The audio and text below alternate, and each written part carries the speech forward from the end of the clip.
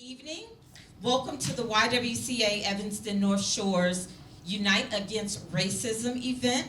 This is hosted by our Equity Institute, and I will introduce Heather in a moment. My name is Sharice Ledette. I'm the president and CEO of YWCA, and I'm so honored to stand in front of all of you all tonight just to see the crowd turn out. It's not a perfect day outside, but it's a great day for us to come together and talk about solidarity and how we connect and how we unite against racism. So thank you all for showing up. I'm sure most of you all know that the mission of the YWCA is to eliminate racism and empower women. We accomplish this, we accomplish this through dynamic programs such as tonight's event, and through comprehensive services that foster dialogue, education, and action on issues that are pivotal to building an equitable society. But before we get started, as I walked through the room this evening, I saw a lot of faces, which is a great thing because I've only been here 1 year. I saw a lot of faces that I know and I recognize, and I just want to make sure that we acknowledge all of you that are here this evening. So if you don't mind, I see, of course, staff here, all of our great team members at the YWCA. If you could just stand or raise your hand. Thank you. I also see our board members and advisory council members. If you could please stand.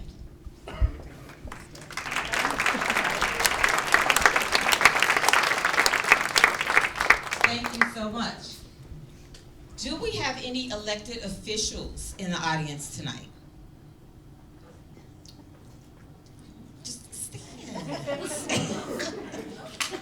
One, but thank you so much.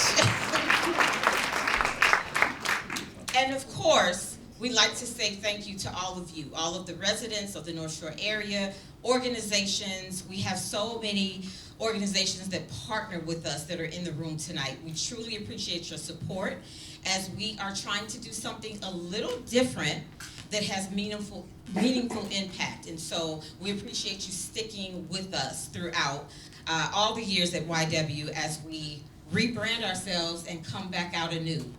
So, as we move on this evening, I'd just like to say that this is not the only time you'll hear from us.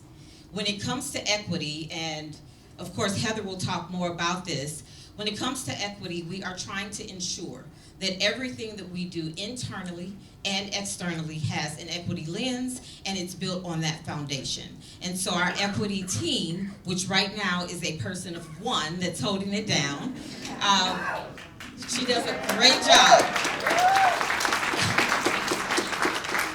She does a great job along with all of the other team members at YWCA, ensuring that no matter what we do, whether it's a policy, internal policy, whether it's building a new program or expanding on our programs, we are bringing the conversation of equity to the table. And so I thank you for that, and I thank all of you for joining us on this journey. We'll talk more later about how you can join us and engage more, but at this time, I'd like to introduce you to Heather Sweeney.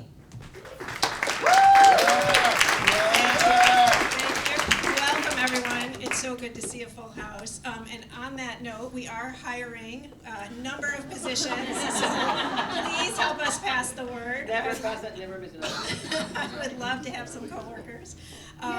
In the Equity Institute, I have other fabulous coworkers. But my name is Heather Sweeney. I'm the learning manager at the Equity Institute. So we are really excited about this change in how we're doing the Stand Against Racism this year, the Unite Against Racism. We're really looking as an organization, and certainly within the Equity Institute, to be really more purposeful in grounding everything we do, all of our work, in action. And so while this is an educational event, its focus is on how we enhance how we do action.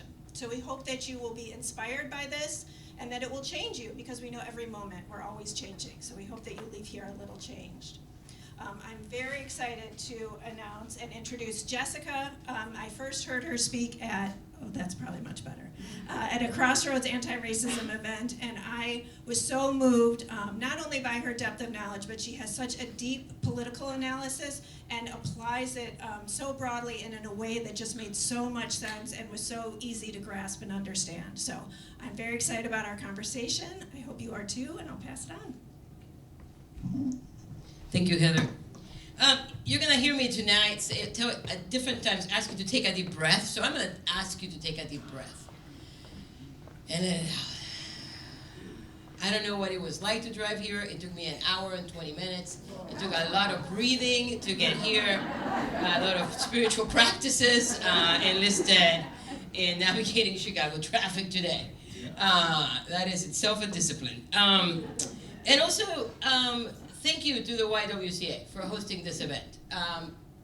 Honestly, these days, anytime that we can gather in a room to grapple with serious issues is one of those places where I find hope, right? That it tells me that when people are gonna get up and they're gonna show up somewhere to be discomforted or to be pushed, to be expanded in their insight, that there might be yet some hope for us as a nation. So let us take a deep breath on that and let that out. It really is. I mean, so much of what happens in the world today just takes my breath away, right? Like one of my favorite singer-songwriters, David Wilcox, has this song called Jolt. And he has a line in the song that he says, I wake up in the morning and I look at my phone for a triple dose of terror. And so so much in this nation, at the local, at the state, at the national, at the international level, really does take our breath away. Right? I come to you from Nashville, Tennessee, where this week my legislature decided that we needed to arm our teachers. That was the way that we were going to navigate violence in our society, wasn't to control weapons, but to allow school personnel to bring concealed weapons into the classroom. And to require our students to take a mandatory gun safety course that parents cannot take their children out of. Parents can sign a letter to prevent their children from reading a book, but they cannot sign a letter to get their child to not have to be in a gun safety course. So much of our lives often feels, I speak very loud. You should know that I was born naturally amplified. So you might want to lower the mic a little bit. Yeah, stick that way. I am very, very loud speaking. Turn that one off. Yeah. So as I said, my name is Jessica Vasquez Torres, and a couple of things you should know about me. You got that one? Okay. Awesome. Oh no, that one went up. Oh, that's mute. We're going to figure this out. There we go. A couple of things you should know about me is that when Heather called to think about this panel, I immediately thought about outcomes. What are the outcomes for our time tonight? And so we have a couple of outcomes. Heather has already named them. I want to name them again. We want to spend our time in a stance of equipping. Right? We want to walk out of here equipped with a deeper understanding of what accountable solidarity looks like and why that is necessary. That is absolutely a necessary piece of knowledge we need to have in our head if we desire to imagine futures in which all of us can live with dignity. In which we can have a society where people can in fact live in the fullness of who they are, without fear, without a sense of having their personhood attacked, but that it has to be more expansive than that, right? Because we have to do it in a way that actually acknowledges that our earth needs dignity, that our air and our birds and our animals need dignity too. So how do we do that work? So that's one of the things we want to think about tonight. We also want to walk out of here with some insight on what that solidarity requires when there are power differentials between us. That what accountable solidarity would look like for those of you who are white is going to be different than what accountable solidarity would look like for those of us who are people of color, what solidarity between us looks like and how that's different than solidarity with us. And how do we think about the complexities of that? How do we not talk about solidarity without talking about power in the midst of that solidarity? And the third thing we want to do in our panel tonight, one of the outcomes, is we want you to be moved to act. Now, our sense is that if you showed up in this panel, that you may already be acting. So the question is, how do we evaluate the actions we've been taking? Have they been symbolic? Have they been distanced? Right? I do a lot of actions of solidarity all the time around economic justice, but I still have a Amazon cart. I mean, come on, let's be honest. I talk about economic injustice all the time, but I shop on Amazon, right? I'm gonna have to think seriously about that. Where are the disconnects in our solidarity and our commitments? So we wanna think about that together and be moved to action that is deeper. Right? Not action that moves past the point of shallowness, if you will. So, as we engage in this process, I also want to talk a little bit about agreements. I would not be a very good facilitator of any conversation if I didn't invite the panelists and I didn't invite us as an audience and as a community to enter a few agreements on how we're going to be together tonight. So, the first agreement I want to invoke. Actually, the first thing I want to say is why we need agreements, because this is a thing about solidarity that we don't often think about, is what are the agreements we need to make when we are in solidarity with and where we're going to be engaging in solidarity for and to people. And one of the things we have to acknowledge is that we are often the obstacle to solidarity. We are the traffic. We want to complain about the traffic, but then we are in the traffic. So we are the traffic, right? We are part of the problem. And so there's a couple of things that we need to acknowledge in the process of working towards solidarity that we need to be mindful of, and is one of the reasons why we need agreements. The first thing is that we need to acknowledge our inherent biases. That none of us shows up in any space unbiased. Bias in the United States is an equal opportunity disease. And everyone is shaped and conditioned into it. Biases around class, around race, around gender, around age, around ability. The list goes on and on and on. So we have to acknowledge that in every action of solidarity, I am bringing a bias into that space. And the only responsible thing we can do is to acknowledge it and acknowledge its power.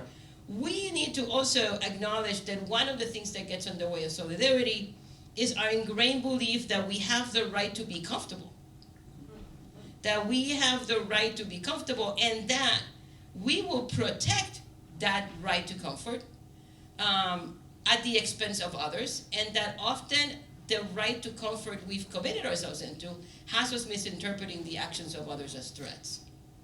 And so if we're going to be in solidarity, we're going to have some agreements about how we're going to manage our discomfort so that we actually can stay in the conversation.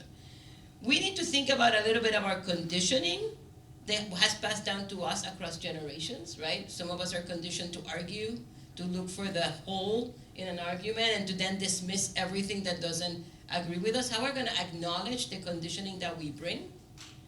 And we often have a conditioning that our concerns are the most important, above anyone else's. And so how do we sit with that and say that we're going to be in solidarity with people? And so in order to do that, we're going to do some agreements to try and counteract that. And it matters that we do the agreement as a panel, but that we do the agreements as listeners, right? Because we are here in a conversation together, albeit a kind of slightly performative conversation, right?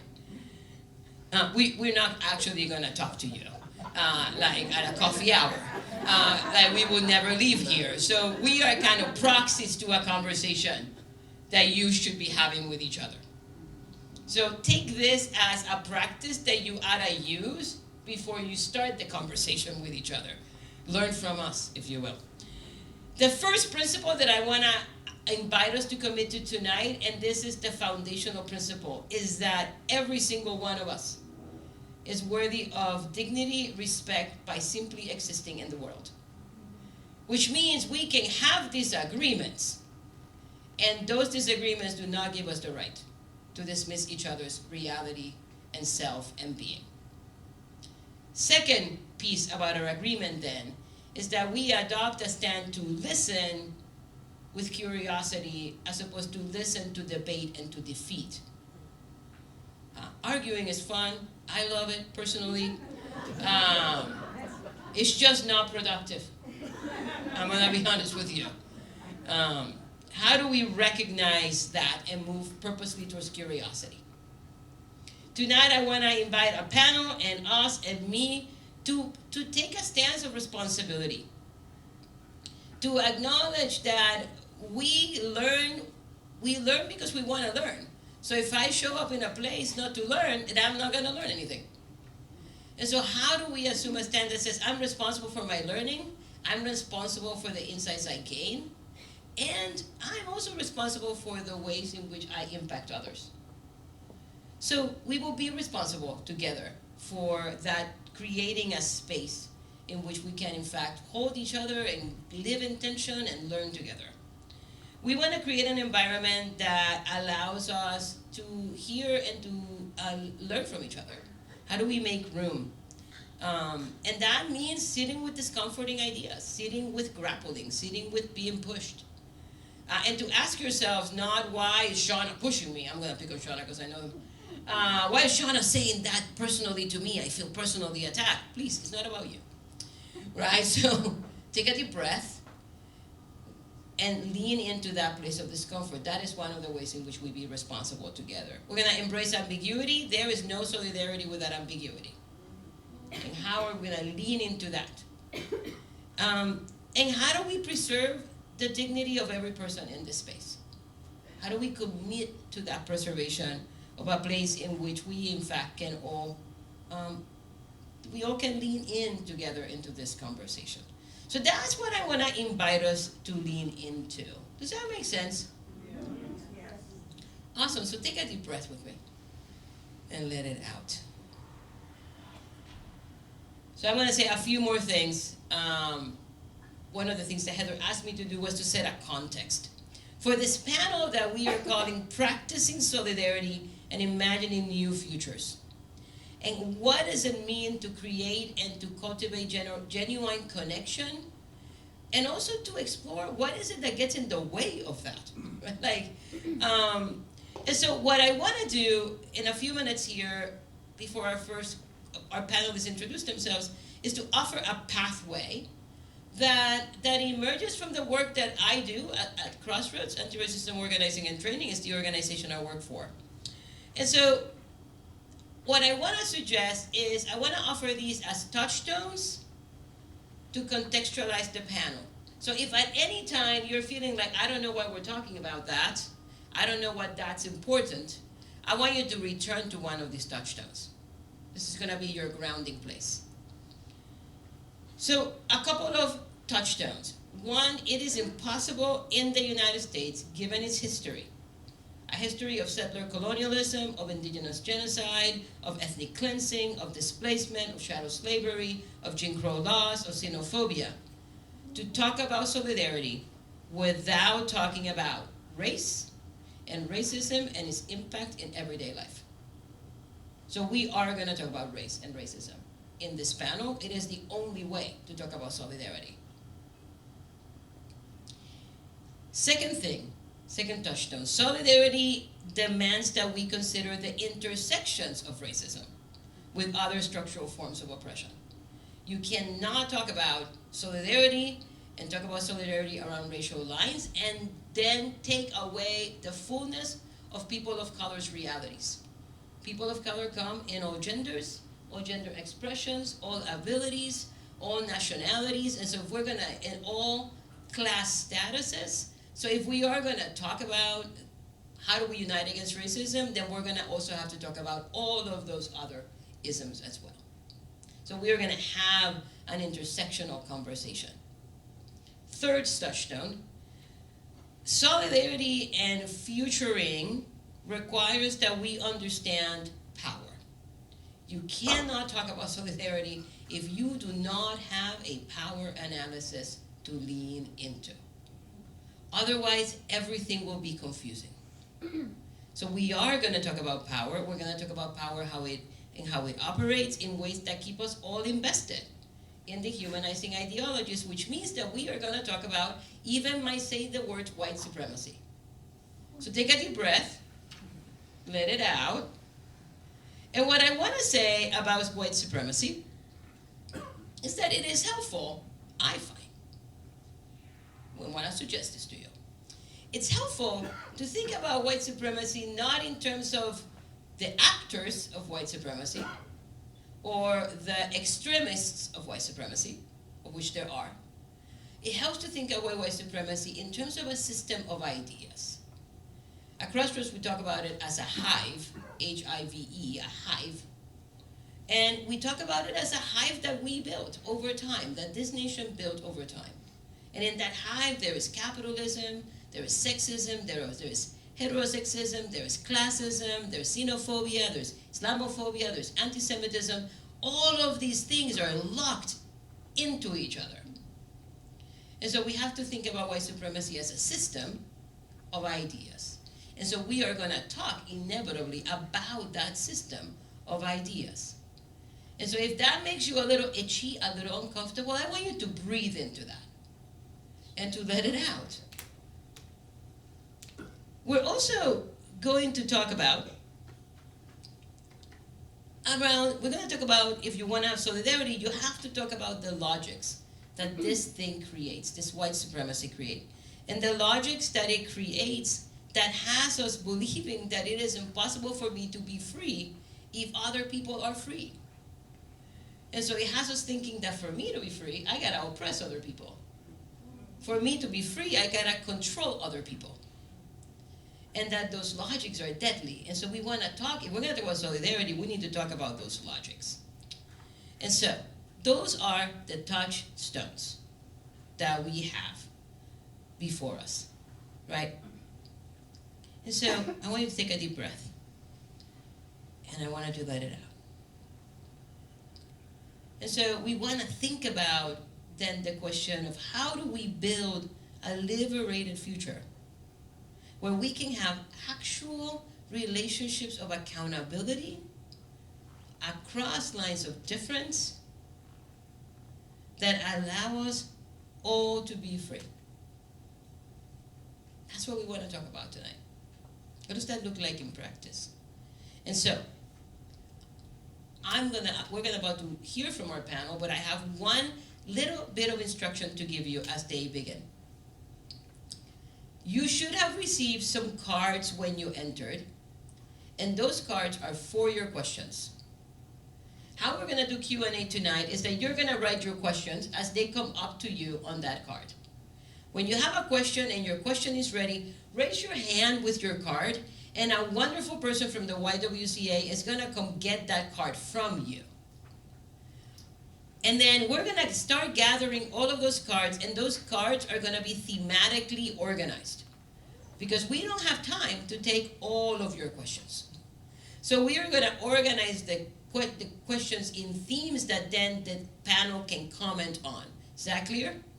So write the question as it comes to you, raise your hand, somebody's going to come grab that question, and they're going to organize those questions as our panel progresses so that we are ready at the Q&A time. So if you don't have a card, cards are on the back table, and that's how we're going to go about our process. So with all of that said, I want to invite our panel to come on in. And I want to invite them to introduce themselves. And so the first question that I am going to ask you is the following. Please bring yourselves into this conversation and tell us a little bit about what drives your commitments to racial justice. Like, what's the thing that brings you, what's the thing beneath your energy? What's your why, if you will, for why you do this work? So Tanya, I'm going to turn to you and have you begin. Good evening, everyone. My name's Tanya Watkins. I'm the executive director of Southsiders Organized for Unity and Liberation, also known as SOUL.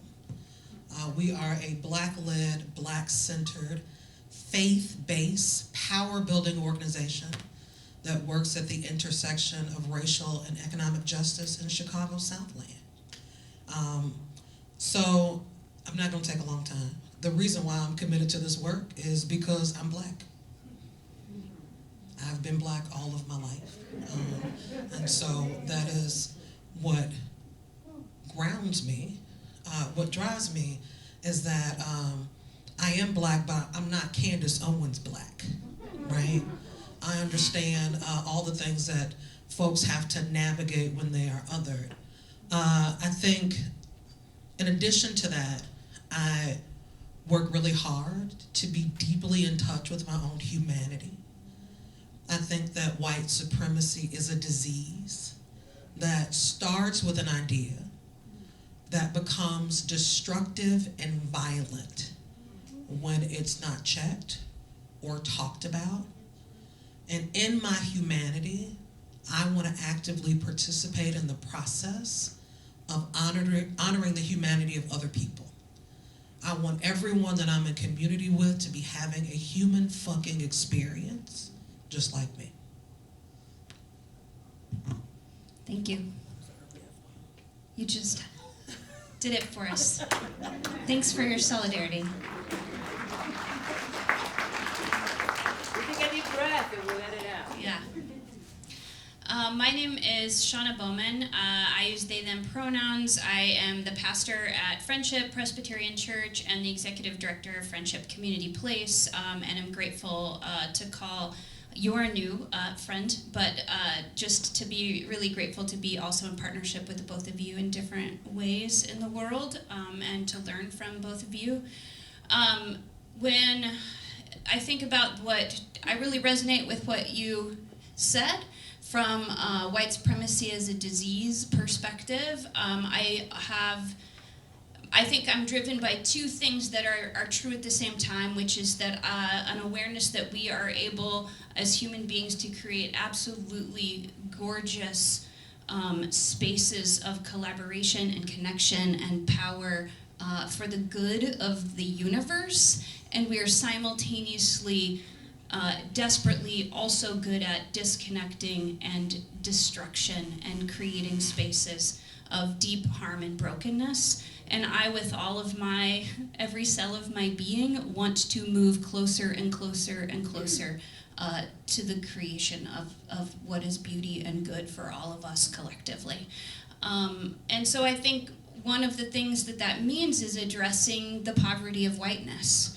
And that's part of what drives me, is this understanding that there is a deep poverty in an identity that has been an origin in being an oppressive force, right? And so how do we reckon with that? How do I reckon with that? And not for just the sake of my communities and community mates of people of color, but for my own sake, my own rehumanization. Is that a whole word? A big word. And so that the project is for me and about me as well, right? So solidarity can only happen when I understand my own part and piece in it. What's up, y'all? My name is Xavier Ramey. I come here on behalf of a century of Rameys in the city of Chicago, third generation community organizer. My pronouns are he, him, his. I represent the best side of the city of Chicago. It's the only one that rhymes with the word best. It's the West. Yeah. I'm really glad to be here. I've thought a lot about tonight and about how incredible this conversation is likely going to be, and how transformational it can be for every single one of us, including us on stage, right? As I love the way you put it, right? This is a proxy. I've been on 100 panels. I've never heard that we're working as a proxy. But this question of racial equity, racial justice, and anti-racism, white supremacy, these sorts of things. I come to this work in much the same way that you did. I was born into this work because America destined it. Earth, life, humanity, God didn't destine it, but America has, that I be born Black. And the reality of what that has been is a burden on my shoulders, and a legacy that I have to both face and fight. in a desire to live my best life, and in a desire to live with a freeness of my heart, my spirit, my soul, despite the limitations of my legal, social, and physical safety in this country. I believe that I am enough to end my days with joy. And that has become both a spiritual work for me as well as a vocational work for me. And doing that in such a way that I found a modicum of success professionally. I've also found a strength in myself to be able to, in a non-paternalistic way, help to protect others. And in the gifts that I have, to speak and invite people who don't identify the same way as I do into a more rigorous relationship with people that they don't know that they're not relating with. I find that I'm good at building bridges, and I'm good at identifying people who don't know that they're holding fire, and bringing them into the work. I look at everyone as a potential ally in this work, and everyone also as someone who I don't have to work with if you don't know how to ally with me. I have the right to choose my partners, and this conversation tonight on solidarity, I think, is germane, particularly in this moment in time in American history, where we're not only fighting along the binaries of identity, we are fighting within the very houses that have been socialized and legalized in this country. We are fighting as black people against black people about blackness now. We are fighting across houses of identity. As in Chicago, we're dealing with conversations around the migrant crisis and what does solidarity mean in that, and I'm watching my own community not be able to stand as we think agnostically about power. And also about the question of the line that people need to get in to get some justice in this country. That the agnosticism and the disregard comes even from within my own house of race fuels me to be more tenacious and to be more invitational and to ground the work ever the more in the body of love and the idea of love and in the power of love. For my own sake, for the people who identify as I do, and those who wish to work towards a racial future where equality is real because equity was our pathway.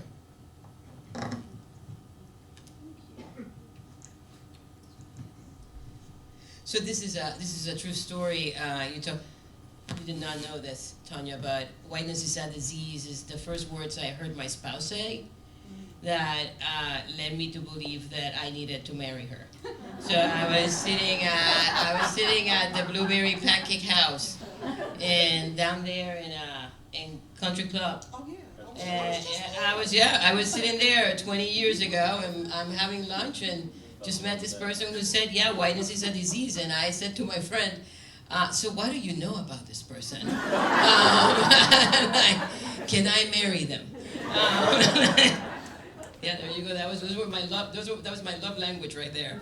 Whiteness is a disease. That's my love language. So, and say it again. Talking about love is interesting. Love is an interesting thing, right? Because I hear you, Xavier, talk about love, and love as this. What I hear you talking about is love as this critical stance. Yep. Love as something embodied. Love as something that is not easy or nice. Love as something that is challenging, right? That invites us into places of extending ourselves. And love as the making of justice, right? Love as the making of something. And I think about the question of solidarity in the context of the exercise of critical love. And I think we're sitting here, right? It's 2024. In 2020, between 2019 and 2020, we saw this massive uptick in the United States around actions of solidarity around racial justice. If you could pass a statement on DEI, you did. If you could put a sign outside your house, in front of your building, you did. If your board could make a thing, you did, right? And by 2022, it was done. Our solidarity lasted 2 years. And then a pandemic came, and then that solidarity turned us into ourselves. And while they were really amazing examples, here and there of mutual aid communities, right, that taught us that it was possible to move this differently, we also just started longing for the simplicity of what used to be, which wasn't a thing that wasn't working for most people anyway.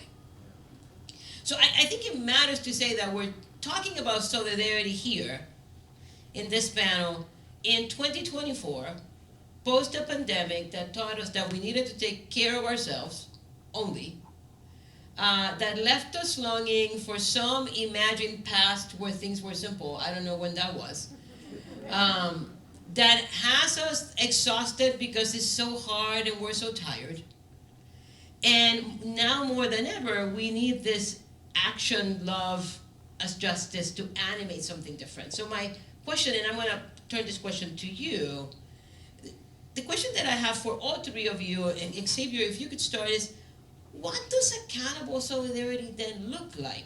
What does accountable power, accountability powered and solidarity powered by this commitment to love that is about justice? What does that look like? And do you think it's possible?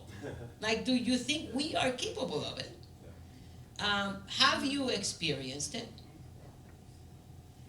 And maybe, and I love long questions for the record, you should know that. So write it, you might want to write this down. You might want to, Shauna knew this and brought a notebook. I'll give you the paper.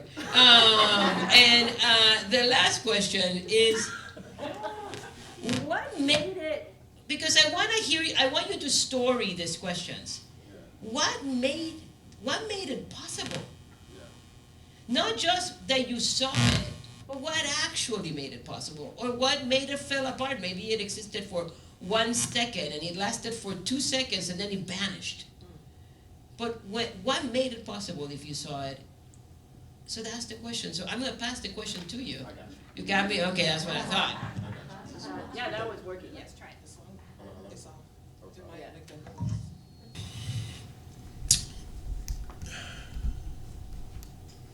Solidarity, many people think of it as like a pathway.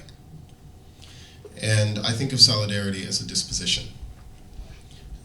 I think of it as an internal commitment rather than a materialized thing that is some sort of a currency for our future pathways to justice. I think of it as a very individual commitment. And I say that because the reality of our humanity requires that we understand that free agency and choice is a prerequisite of life. And what I mean by that with solidarity is that people can choose to be with you and they can choose not to. That is a choice that every person has. And so being with someone and having a belief that it is important, despite the odds, despite the risk, despite the fact that you may be surrendering your power, so to speak, and privilege in ways that if you didn't, nobody would catch you. That there's no consequence for not doing something. That there's no one looking for every single person who isn't doing something because we're all not doing it together. And in the plurality of our relegation of commitment to one another, we find safety, and thus oppression permeates the world. And so solidarity to me is less a material thing that we can count on and more a conditional disposition that I pray for in the hearts of people who aren't like me. It's a disposition. Do you believe that you are connected to me? When Martin Luther King said we are caught in an inescapable network of mutuality, do you believe that? Do you believe that what is happening in Ukraine right now has something to do not with the United States, with you in a democratic republic, you the individual voter? Does it have to do with you? What is happening right now in Palestine, does it have to do with you? And it's in your answer that you then have to cultivate a disposition to live it. Because it's not easy to live a commitment to someone else who isn't you. It interrupts the inherent selfish nature that many of us have. It interrupts the socio-political and economic conditioning that incentivizes us to do otherwise in America, in a hyper-capitalist state. It interrupts the ease with which we can go about our day, given that we have oriented a society, a physical society, around not necessarily the disbelief that others exist, but the agnosticism we have to their existence. That's what makes solidarity hard, because it's a choice. And after it's a choice, it's a practice. And from a practice, it's a commitment. And like all things that are practiced in relationship, the honeymoon phase ain't always there. It ain't always sexy. It ain't always fun. A relationship is a commitment to the becoming, not to what you become. It's as Grace Lee Boggs said, the great tenant right organizer in Detroit. She said, we must commit to collective struggle towards collective solution, not just solution. Right, and that's a really hard thing, because that then means that it's not about a 1-2 punch and we're done with injustice. It means that you are changing the way you engage with the very world, not for a day, for your lifetime. It's saying, when are we done with justice, or when do I not have to be in solidarity, is as ridiculous as saying to a personal trainer, when am I done with health? We're trying to affect the system here. And the system doesn't go away. You're done with health the day you die. You're done with solidarity and facing a world that isn't built to incentivize us to be engaged in ethical, justice-focused solidarity when you're gone. We are not in a point in this world where we are trying to create this finish line. We're trying to run together, run differently, and be peculiar things as friends, as neighbors, as peers. To stand out in a world that doesn't stand together means that you have to be okay with not looking like everyone else. That you have to be okay with the unpopularity of solidarity. That you have to be okay with the low rate of return when everyone isn't doing it. You have to be okay with being your own cheerleader when no one's going to applaud you for doing the minimum that history did not demand of others. Solidarity is tough. And accountability to that type of longevity and resiliency over time. Accountability to not taking the easy outs that other people take when they say, well, if I don't have to show up to this because everyone won't, and I could just do something else. Like, you don't take that easy out. That's not an easy choice, right? But that's what solidarity would require. And then here's the rub. You can't be in solidarity with everything. You're one person. The activated nature of solidarity, you can't show up to every protest that happened yesterday. You can't.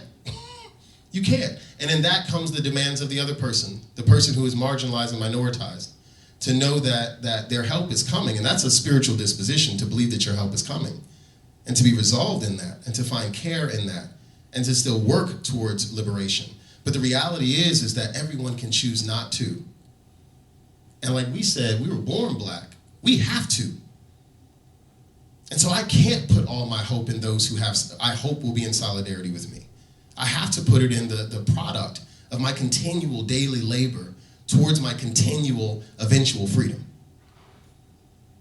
And I hope and I pray that others will do it with me, whether that's through my invitation or whether that's through my demonstration. But it's an olive branch, and it's something that you can engage. When I think about why sometimes it's hard, I think about a friend of mine who said, have I ever seen it? Unfortunately for all the white men in America, I've seen a damn good white guy. And my standards are now higher. There's a guy on this earth named Frank Berg. Frank was a Catholic guy who moved into my neighborhood in North Lawndale. When he came there, they told him, Frank, if you move to North Lawndale and you're trying to figure out what to do, you got to talk to Xavier.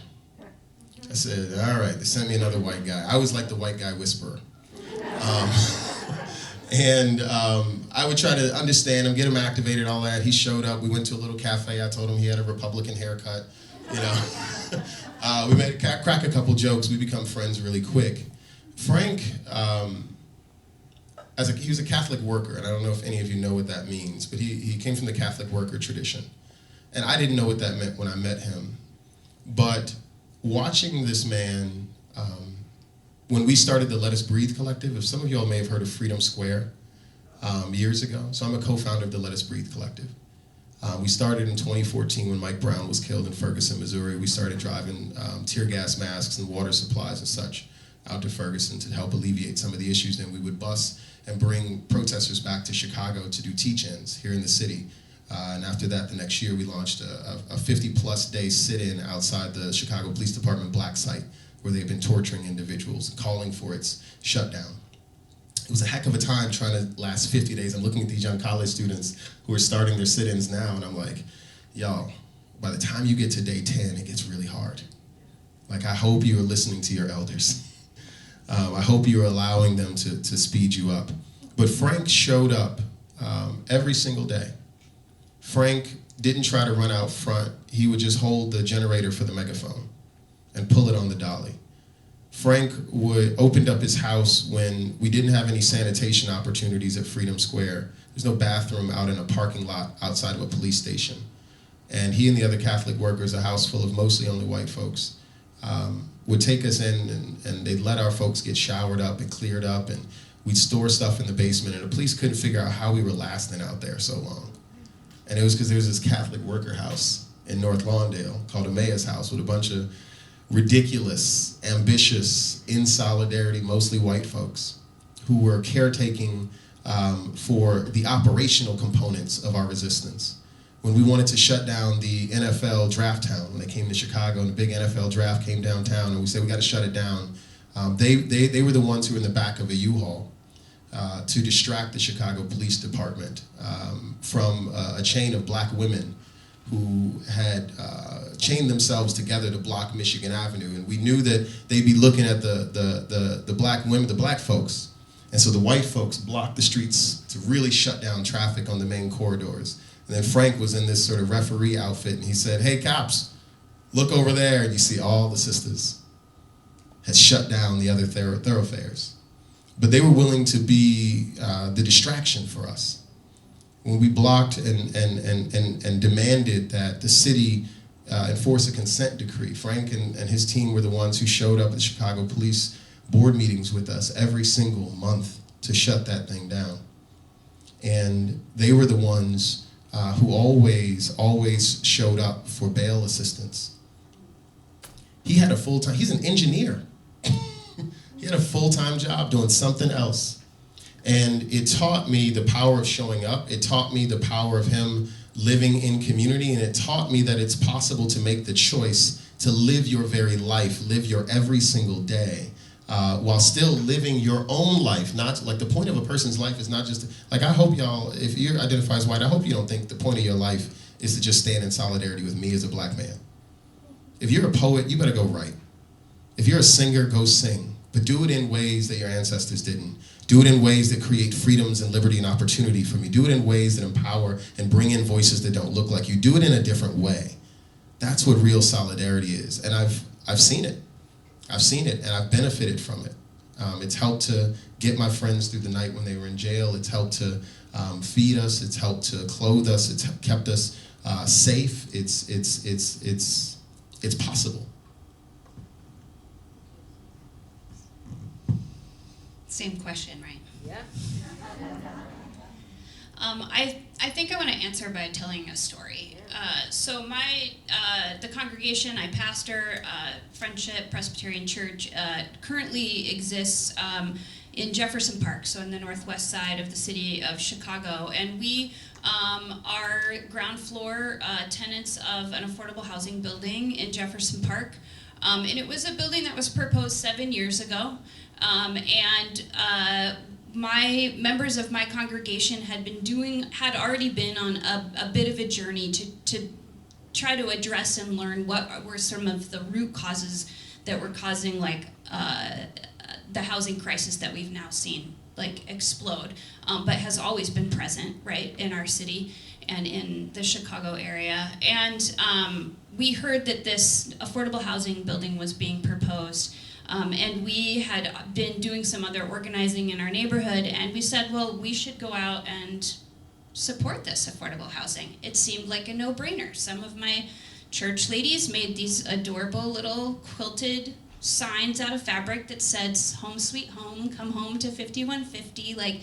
And we showed up to a community meeting that was housed in a church, and it should have housed. I mean, the church probably had, I don't know, I'm terrible at this, 200, 400 seats, and it was packed, and they had decided to limit entrance to the zip code because there was hundreds and hundreds of people who showed up to this community meeting, most of whom came to oppose the affordable housing proposal.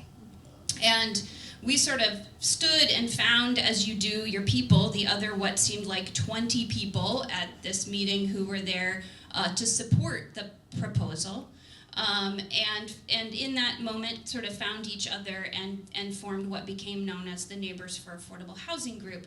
And we began what was a 5-year fight on the northwest side of the city of Chicago to have this building built. And we were a small part of a very wide coalition and collective of neighbors in the neighborhood who understood their own stake in affordable housing, whether they needed it or they knew their neighbor did or their grandma did or their brother did or they knew somebody who was traveling from a far part of the city to work at O'Hare and could not find housing for miles and miles. And so we gathered those stories and we worked really hard to fight for this building.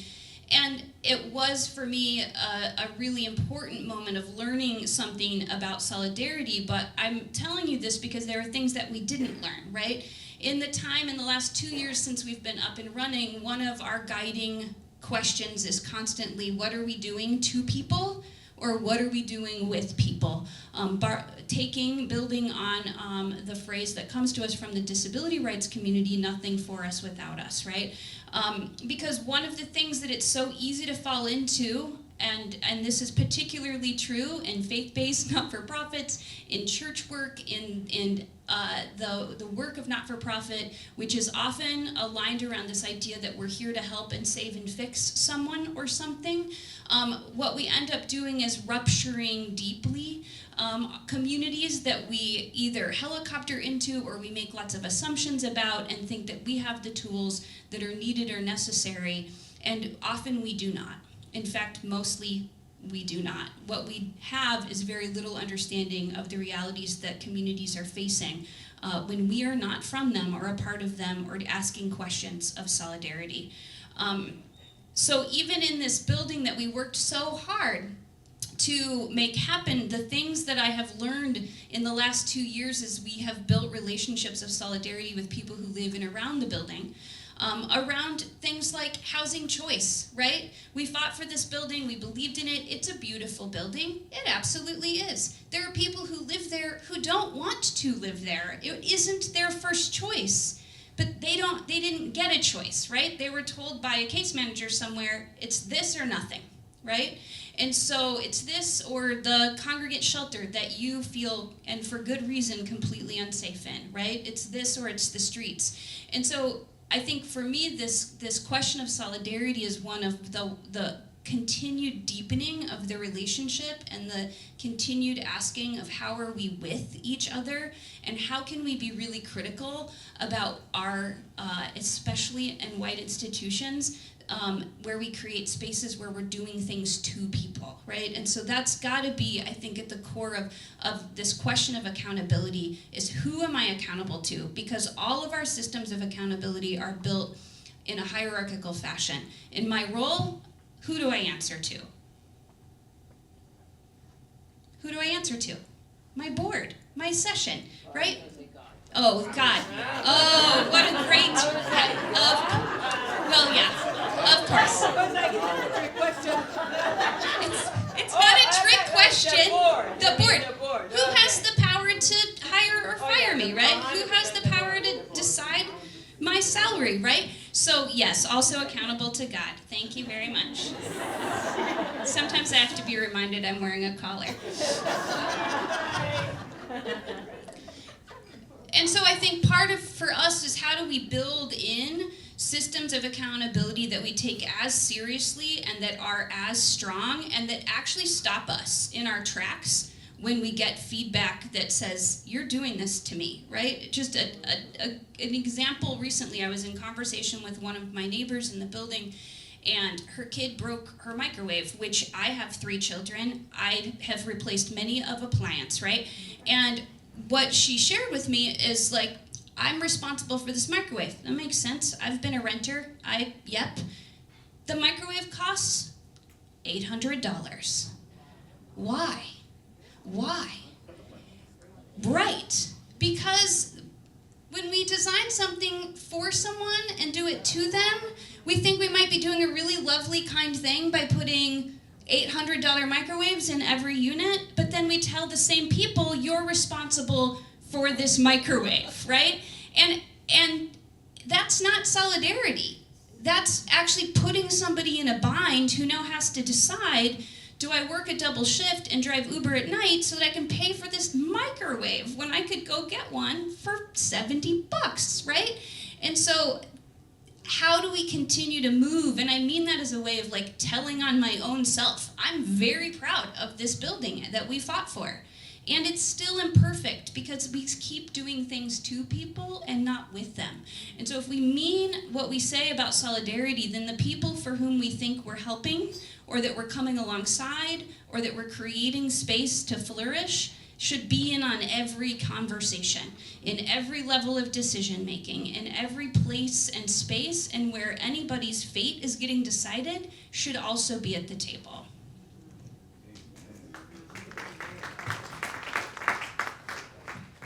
I think I'm going to answer your question backwards, if I remember it right. You would like to see it? No, I'm just going to wing it and pray that the words come out of my mouth. I believe in you.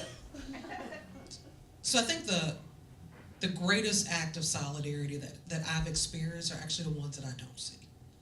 I remember I was in organizer training like 40, 50 years ago when I was a young organizer. And there was a trainer who was telling a story, like he was training me to be an organizer. This person was training me and my whole black self to be an organizer. And in organizing training, people usually start off with a personal story. And his personal story is about how his dad is a doctor who hates black people. Right? And his dad is a surgeon. He comes home at night and he talks about how disgusting, how dirty, how unpleasant black people are. And before he got into a session, you know, I raised my hand and I said, well, when your daddy says all that shit about black people, what do you say? And he said, I don't say anything. And I said, we can't be friends. And I cannot take any information from you. Because if you are unwilling to confront white supremacy around your white friends, in the face of your dad or your mom, if you are sitting at the Thanksgiving table with people who are blatantly racist, you can never be a comrade. You are never in solidarity. We need white people to shut down white nonsense, right? Not necessarily to do that in my presence. You don't have to call your black friend and say, guess what I did, right? We actually need white folks who want to be in a human experience with everybody else to starve white supremacy, right? I have, you know, and as a black person, I also have to be in solidarity with folks all the time. I have a trans child. I love my child so much that I don't talk to nobody in my family. You don't get access to me in the midst of your pathology of hate. You don't get to be around me. You don't get to see what poppin' lipstick I got going on today. You get no attention or energy from me. I hope that you live a lonely and isolated life, because I pray that everyone around you believes in the humanity of everyone and will not put up with your bullshit. Secondly, I forgot what I was about to say. But also in terms of like how we show up, like I love that you talked about 2020, because we were doing like tons of actions. We were on the ground like every day, out on the street, you know, showing up at the jail, trying to, you know, get folks out, because Cook County Jail was like the epicenter of COVID-19, you know, in Chicago. And so folks were there, like if you stole a candy bar, you were just locked up, and people were like dying of COVID because they stole a candy bar and they were in Cook County Jail. That being said, there were a lot of new people in movement, right? A lot of new white people who I had never seen these people before, right? And they were doing whatever they wanted to do. They did not care if it was a danger. They did not care, like, we would be out there and they were like, we gonna bust these windows. Yes, and you will go home. But my black self is gonna get snatched up by the cops if you bust a window. Let me say, I don't, go home and tell your family, I didn't see not one Negro throw no bricks through no windows. Did, however, see some white folks do that, right? And who ultimately took the blame? We did, right? And so when we are asking, when people show up and they say, I'm gonna do this way, you cannot be in real relationship with oppressed people in their struggles without listening to them, without being open to guidance, without, like I got this new thing with my kid because like my kid is about to be 18 and I just realized that like, I think I might be a terrible mom because they're like, I made so many mistakes. I thought I did everything right. But I'm starting this new thing instead of like, if my child is in crisis, instead of going into automatic fix-it mode, I say, what is it that you need me to do right now? How can I show up for you? What is it that I need to be doing in order to be in community with you right now? My child may not need a hug. They may need something. I don't need a hug. Put $20 in my bank account. That'll make everything better. Right? So instead of coming into these spaces with ideas, ask, how can I actually be in support of you? And then accountability requires being open perpetually to critique. You cannot be accountable to anyone and not constantly asking them, how am I fucking up? How am I showing up? What is it that I need to do differently? And so, yeah, like, it's not really like, I talk to a lot of folks who are just like, I'm an ally. And it's like, no, you're just nice to black people that you see on the street. Right? That's, like, maybe that's allyship, I don't know, but like, it's actually not doing anything. But if you actually want to be in solidarity, oppressed communities don't need allies, we need co-conspirators. Right? We don't need folks to like center being nice. Like most of my white friends are kind of assholes. I like them that way, right? Like they're kind of mean, right? But they are like centered on changing systems of oppression, right? So that I can actually live a whole, full, liberated life. Take a deep breath, folks. Let it out. I'm sitting here with the meaning to be in a conspiracy is to be in breath with others. Because to conspire is to breathe together. And so I'm sitting with that image of what does it mean to breathe liberation together? I'm also hearing a number of things because your stories are so powerful, right? I'm hearing that accountable solidarity is about systemic and operational support, right? It's about bathroom management, right? It's about pulling speakers. I'm hearing that accountable solidarity, it requires that we do with, not to, not for. I'm hearing that it requires that it follows the leadership of the people most impacted. And an acknowledgement that we do not know. That if that's not our experience, we actually do not know. There is not a book that we can read that's going to give us the knowledge. It also requires that we don't do whatever we want, but that we do what is asked of us, which may actually be nothing at all. Or it may be to create distraction. It may be to facilitate something. And so I'm sitting with that, right? Like, what does that mean? I'm also hearing in that some of the shortcomings, I'm hearing that you've experienced it, And I appreciated what you said, Tanya. The greatest solidarity you've gotten is the one that you don't see. So it's also not showy. It's not boastful, if you will. It just is. It's a cultivated practice that happens. And so that's the question I want to turn to. Right? Because the other thing I heard, I'm sitting with your words, Xavier, solidarity is a choice that becomes a practice that grows into a commitment. And that is about impacting a system, and that requires that we interrupt our dispositions, our conditioned dispositions. And I'm sitting with that because in the United States, our conditioned disposition is not solidarity. Our conditioned disposition is, in fact, the opposite of solidarity. Is a self-involved, self-centered, me and my own, as long as we are safe, as long as my community, we are not conditioned for solidarity. And so the question then that I'm sitting with is, how does one then build the capacity?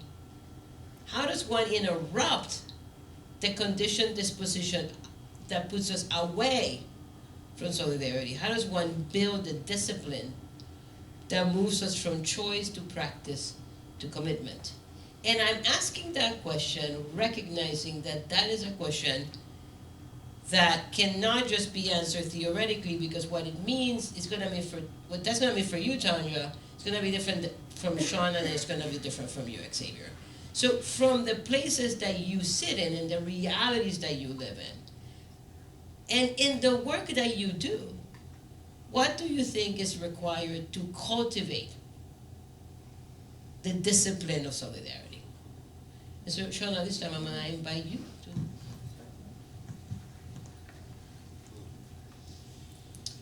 So I think that there's a few things I want to lift up, and it's that there is always a both and. So there's this internal piece of constant work that we've got to do for our own selves, right? And so particularly as a white person speaking to white people, we have a lot of work to do, because one of the functions of white supremacy is that it supports a lot of our ways of being, and we are unaware of the relationship, right? And so it also means that we are both comfortable and have almost no resiliency for discomfort, and so we can sometimes really feel moments of discomfort as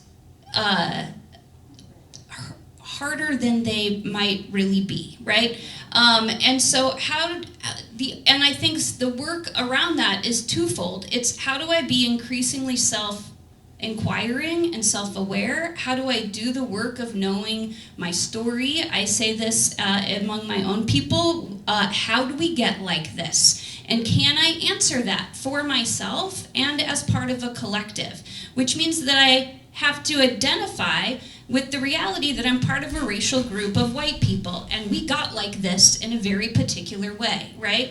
And so through lots of systemic oppression and realities that we are complicit in. And so there's this piece of analysis, right? How did we get like this? How did I get like this, Shauna Bowman, right? How did I come here to be here in this place, right? What is my story of ancestors who were sharecroppers in Southeast Iowa, who benefited from things like the GI Bill, who built houses with their own two hands with no help whatsoever, right? This is the Midwest, hardworking, bootstrap story that has been told in my family for generations. I have to interrogate that story and ask questions about, but how were you helped? And how were you part of a larger community? And what did you have access to that other people, particularly people of color, didn't have access to, right? So how do we self-examine and learn our stories in a way that tell the whole truth? I recently brought a yellow rose plant from my parents' yard to my I've just moved to a house with a yard in Chicago, and the lore of this plant is that it is a buttercup yellow rose that came with my ancestors from England to the United States and has been transplanted yard to yard to yard in all of the places that they've lived. It doesn't matter whether it's literally true or not, because it has shaped my family story. And when my dad was digging up a piece of it for me to plant in my yard in Chicago, he wasn't very graceful about it. He was just whacking the shit out of it. And my mom said, "It's okay, it's a huge plant. If it dies, we'll get you some more." And I was like, that's how whiteness works. That's how colonialism works. Like, that's such an apt metaphor, Mom. Thank you. And it's why I want that rose in my yard, to remind me of the whole story. It is a messy, tenacious, thorny flower, and it does belong to the people who have claimed me. And so how do I hold the whole true story, that these legacies are complex and real and have impact, right? And so it's that piece, right, of being able to do that work over time and to be able to tell the truth of how I got here. And then I think that the other piece I want to lift up is, and Jessica, you talk about this a lot, how do we improve our capacity for actually understanding the risks that we are taking or not taking, right? Because I think particularly, I'm going to speak to, again, white spaces and in white communities, we are so incredibly risk averse, and it's untruthful, right? Oftentimes the things that we think are going to be the most risky, like I cannot tell you in the world of Pastor Facebook, something terrible happens in the world, and the entire conversation is, am I going to be brave enough to speak a word about this on Sunday morning from the pulpit? And the answer is, it doesn't matter if you don't speak it in the day and in and out of your life over and over and over again. And if you're going to get fired for something that you say one time, then what is this world that you're swimming in? What is this system you've agreed to? What are the implicit agreements you've made to be sitting at that dinner table or at that board meeting or whatever that particular arrangement is? And so to be very self-aware and critical of how we understand what's truly at risk. Dr. Benita Love says that, and I'm going to paraphrase this, that whiteness is like an ATM machine, right? You can take out a lot of money and it's going to replenish itself. And so how do we learn and build some capacity together in solidarity to be able to take some risks together, and to be really honest with ourselves about how big that risk really is?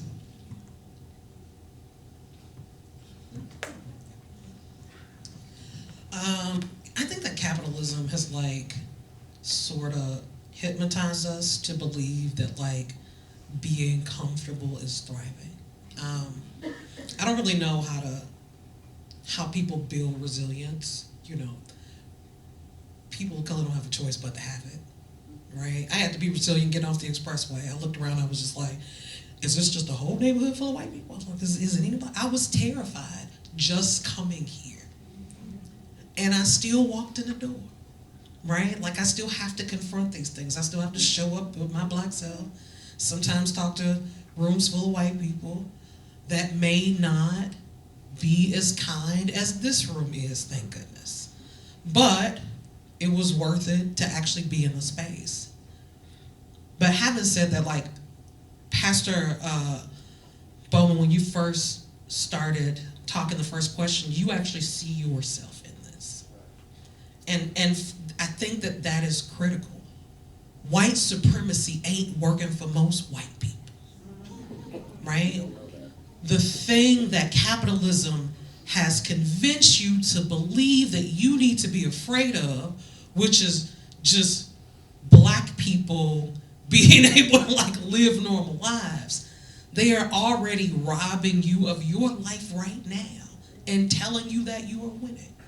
When I look at, particularly at white women, you just a teaspoon away from being property too, sis. Right? When we talk about white, queer, and trans folks,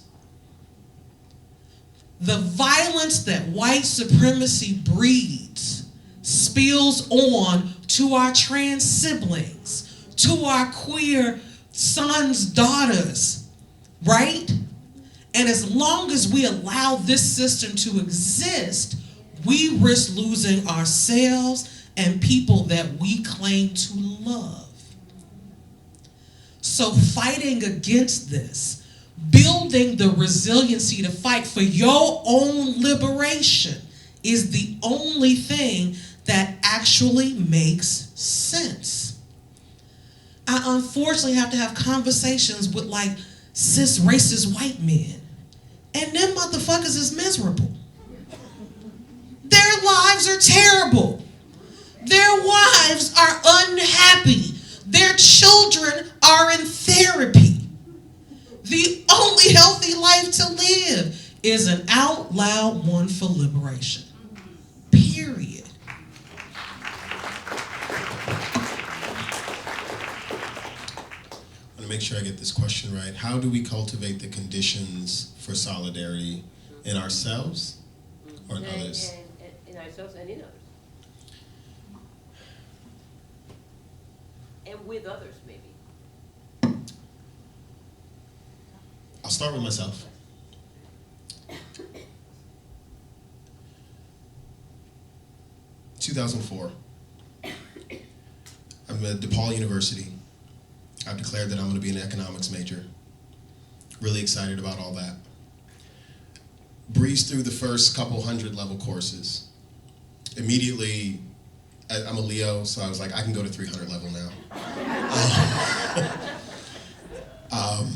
I signed up for a class that, of course, was an elective, the economics of gender. And in that class, I sit and I'm confronted every single week for 10 weeks with data about what men have done. As one of maybe three male-identified persons in the entire economics department who signed up for that elective, because it's an elective, of course. The level of discomfort that I was sitting with was miserable. The level of desire to defend felt almost inescapable. I started to say things like, well, not all of the men, I wasn't even born. I just got here. What, I'm black? Well, something.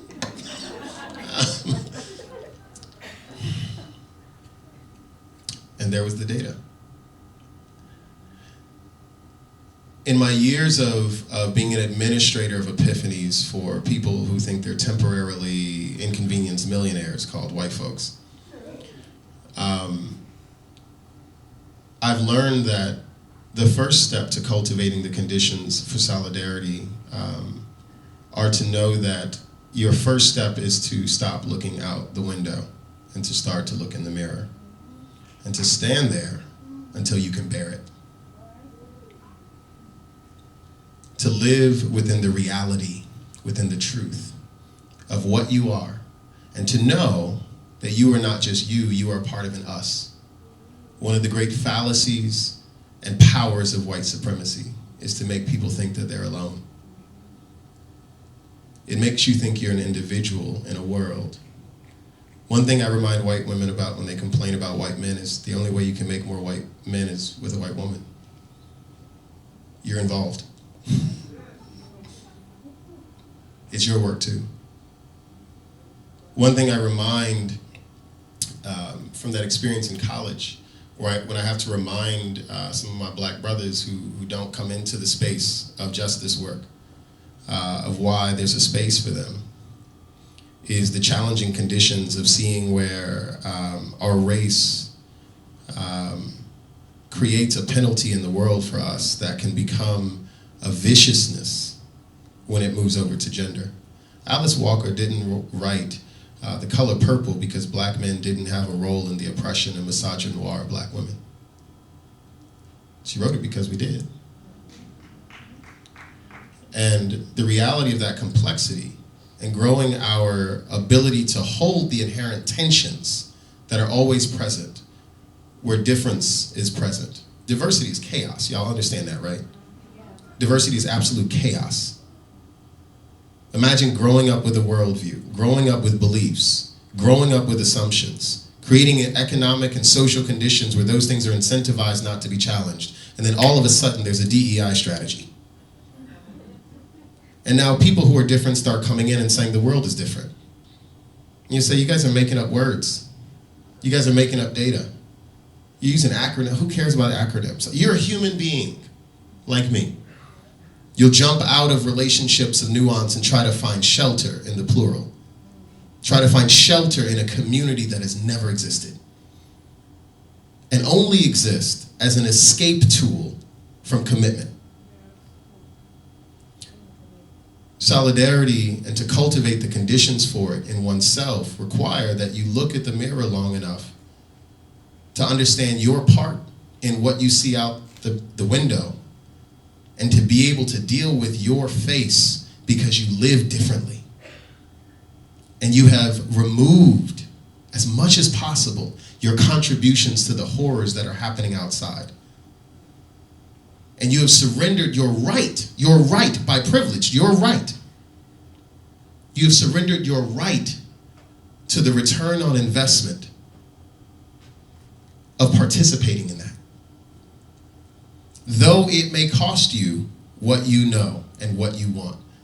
One of the fathers of libertarianism, Henry David Thoreau, he talks about this idea of justice, and he said if you understand that you have no right to wrestle a plank from some other person that causes them to stumble or lose their fortune or something, and you unjustly wrestle that ground from underneath them, you have to return it, though it may cost you everything. But the only thing that'll make you do that is integrity.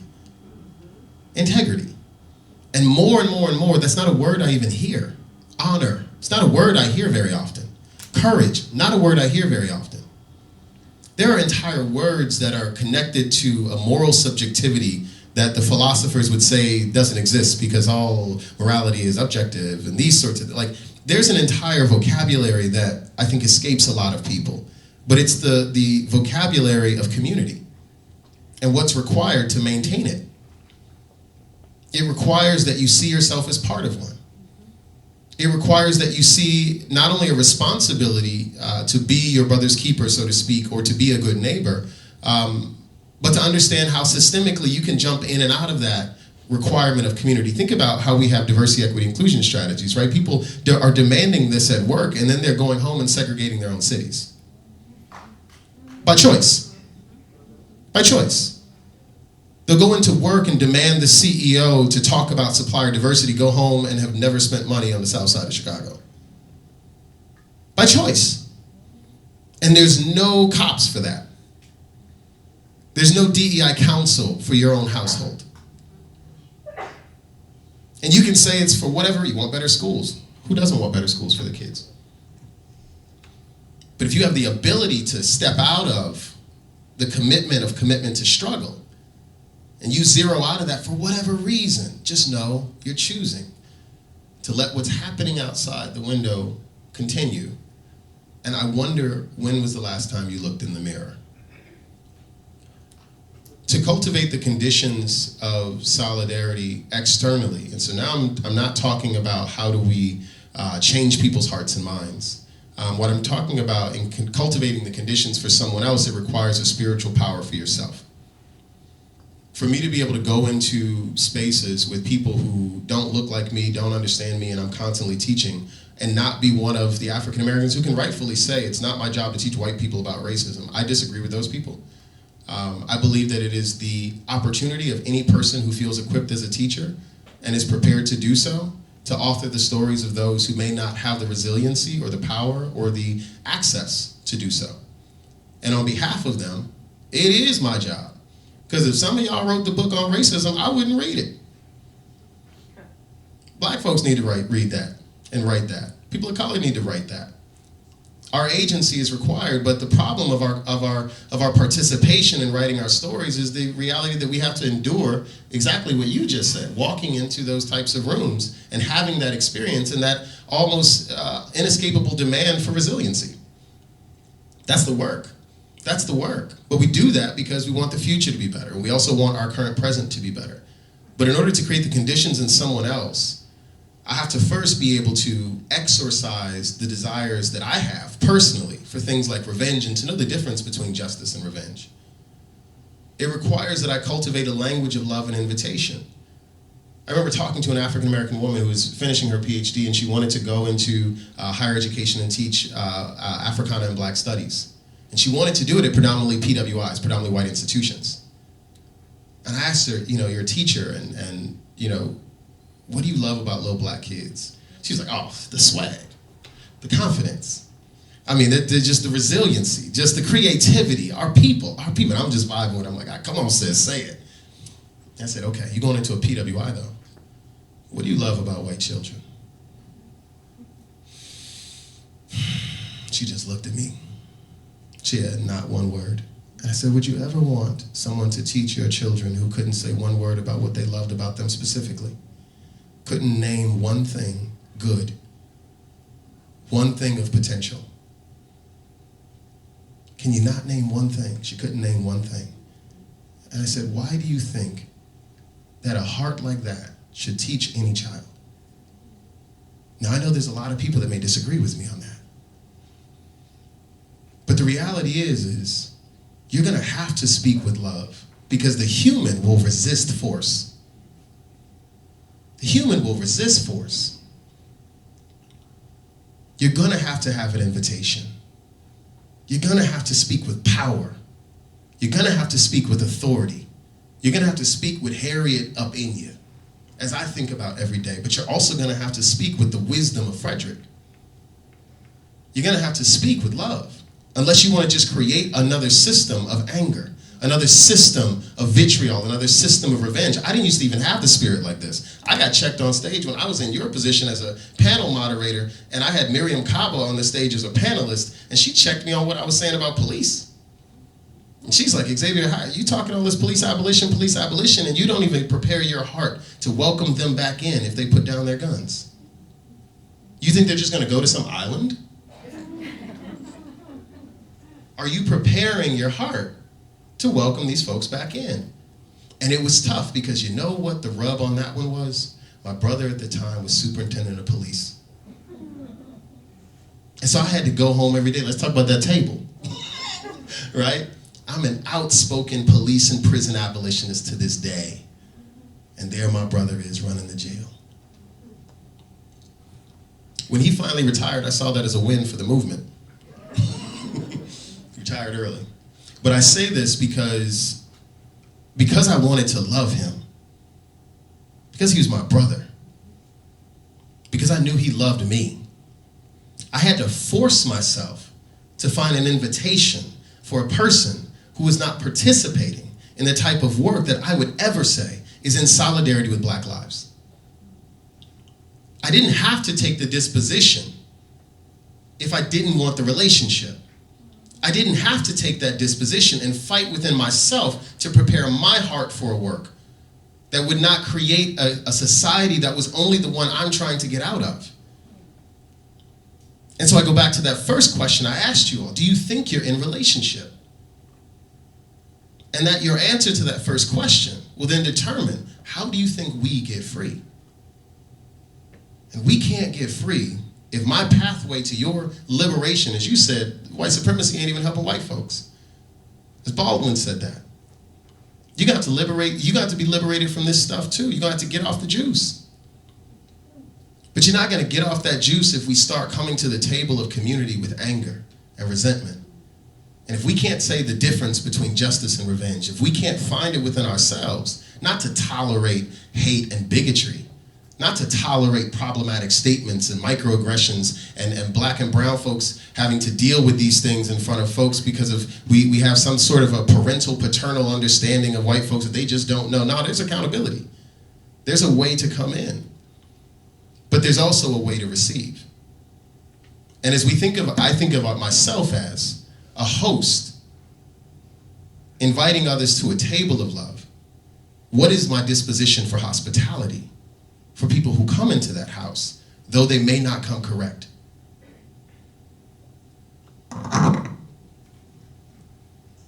Take a deep breath.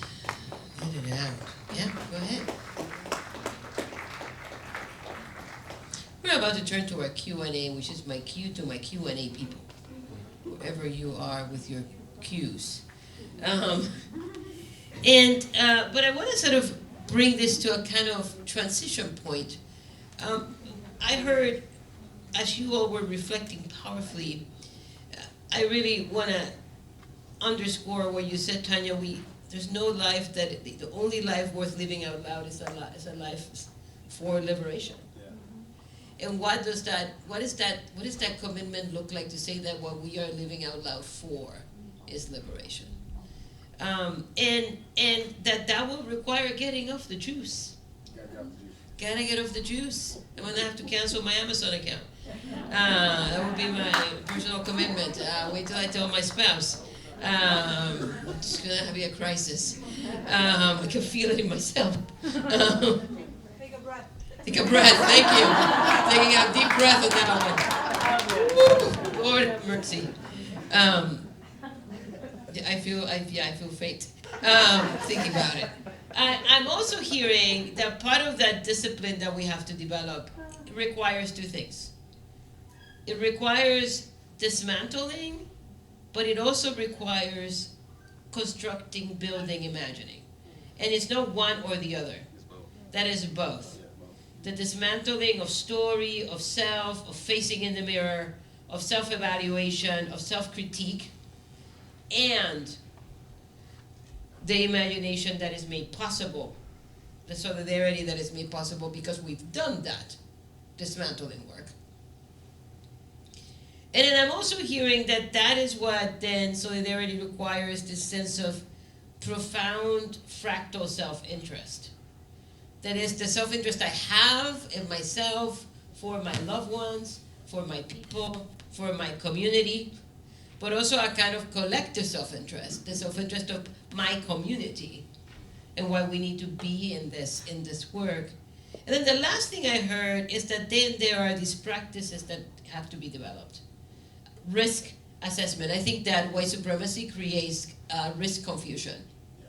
We become confused about what our actual threats are and spend a lot of time doing threat preparation for something that's not actually a threat, while we then ignore the actual threat against our very existence.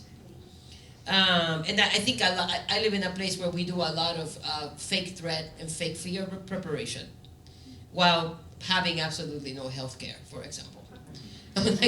So our lack of health care is killing everyone.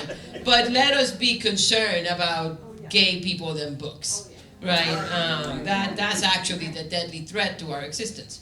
That we have to understand history in a kind of liberated way as a practice, our story, and where that story connects to a stream. I heard us say that we need to learn a whole new language. A language of what does it mean to be people in community, people in group, people connected to people, as opposed to people alone, or people singly, or people separated. That we're gonna have to transcend geography. Right, we need to go places. That we need to go places.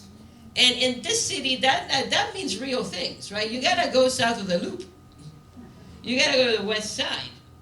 You gotta go to places we don't go to that have histories, and there's a kind of hyper-segregation, that there is something about geography and mobility, which is the last thing I heard you say, is that we're gonna have to reassess risk.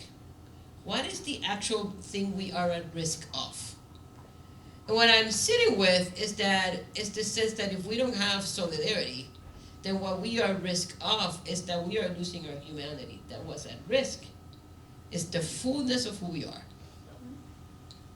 So take a deep breath and let it out. So do we have questions? Are there questions? Do we have cards? We have a card. Oh my, 2, 3, 4 cards. Okay, the cards are coming. That's given us much time to organize them. That's okay, we'll figure it out. So as a reminder, we're not going to talk about other cards. I just want to remind us of that, right? And thank you for offering us the questions. The questions are always helpful. It helps the folks at the Institute know what are some things that you might have in your head, think other questions to pursue. So the questions are always good. Anyone else? We got cards? Okay, let's take this card to see. Now take a minute to... yeah, go. You do what you need to do. I can sing a song. I'm not gonna sing a song. Well, I had Emma's Revolution in my head. Oh, that's great. That's awesome. That's okay. I'll scan them real quick. Yeah, that's awesome. Okay. Oh. So I want to start with one that I think all of you already have begun to talk about, this business of let's make this one a round robin. So what is a spiritual touchstone that undergirds your work of solidarity? So round robin, real quick round robin, spiritual touchstone that undergirds your work of solidarity. I don't know. We just gonna gonna run run with with it. it. Who knows what touchstone means? I'm not a vocabulist. A grounding, so hand goes on a cup. Yes. So I said the Soul was a faith-based institution. And then I said a whole bunch of swear words, which I actually think tracks, right? They go together. But I have like my own personal interpretation, I don't want to say of the Bible, right? I grew up Catholic. I went to Catholic school, and that required us to like actually read the Bible as a book, right? And not just pick out passages. And I remember, I'm also a writer, so I read books, and books are supposed to mean something. What is the plot? And so what I realized, and I think is the way that I actually stay in Christianity, because Christians get on my nerves. So, but what I realize is that like, I actually don't show my faith by like telling people that I worship God, or like being in this act of like worship, particularly like Catholics. We got all these like spells that we say, they're spells. I'm sorry, it's so speaking, it's a spell. But it's actually grounded in how I value God's creation, which is everybody else. How I take care of, how I fight for.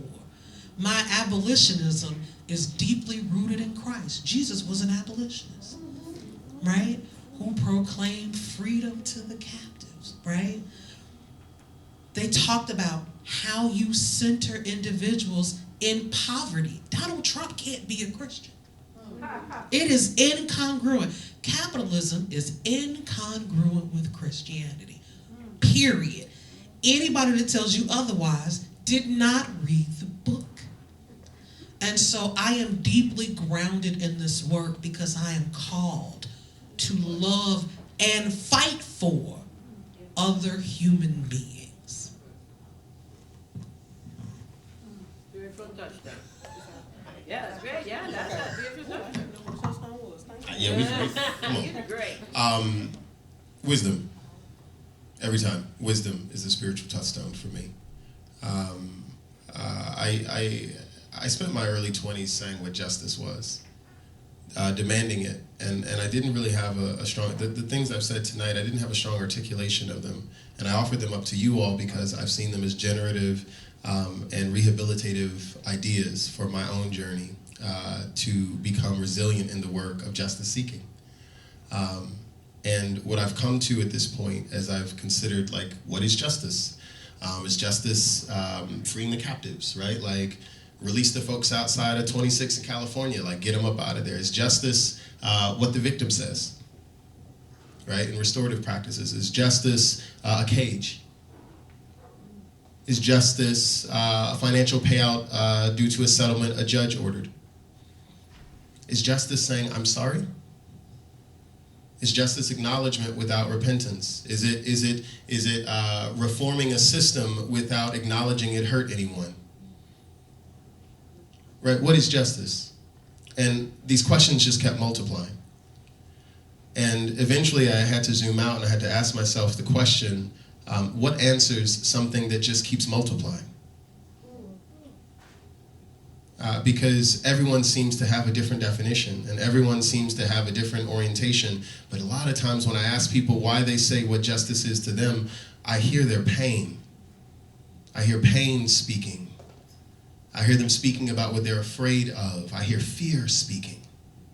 I hear fear of having an experience again speaking, and I don't hear ambition speaking. I don't hear courage. I hear the utilization of therapy language to remove one's responsibilities to work within communities despite the fact that all communities aren't safe. I see this fractal nature that we have connected to this word justice or the word equity. And I have to zoom out and I have to say that there has to be a way to look at these things. There has to be a lens through which we look at this because it just keeps expanding. And so what's the thing that starts to give me a better direction no matter which way I'm looking on this thing? And I found that to be wisdom. Wisdom is something that's talked about quite a bit in the Christian scriptures. And it says, in all you're getting, get an understanding. And wisdom is the principal thing. If you're getting a job, understand what that means. But what does that mean when we're talking about what God said? Because I've prayed over a lot of jobs, I then quit.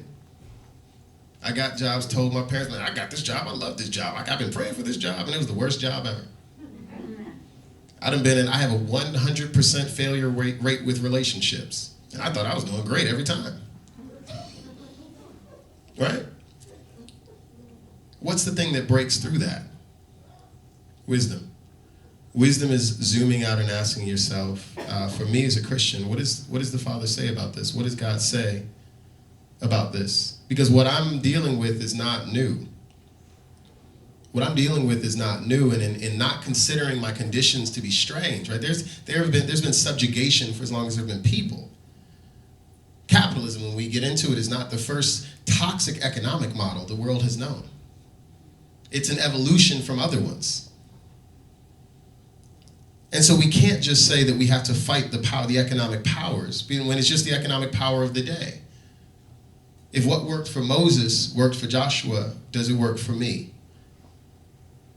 If we're always being like this to one another, if biblically it says the poor will always be with you, we need to spend, I think, and I will spend, and I'm currently spending less time thinking about the nuances of economic models, and I'm more thinking about what is it about the human heart that creates an internal poverty.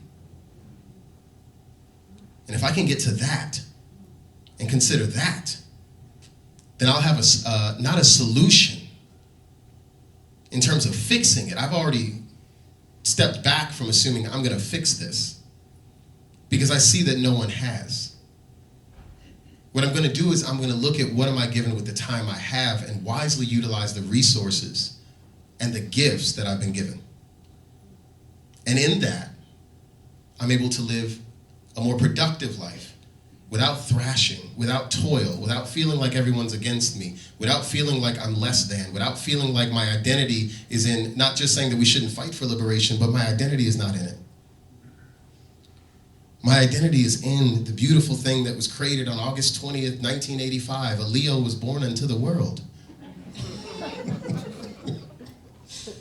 Like, that's me, and the more I can spend understanding that and limiting the things that have affected me negatively and the things that I can use through my privilege as weapons against those who don't have it, well, then I might be worth being called a neighbor.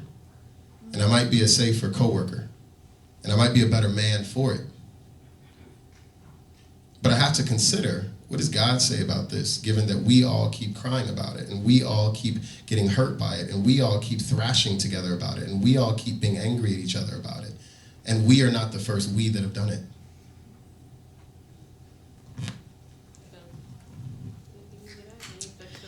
Yeah, I think a short one of the sustaining thing for me is the sacredness of our relationships to one another, both in community together. I tell Tanya all the time that the place I feel most at church is when I'm in the streets with Tanya, and you've heard why.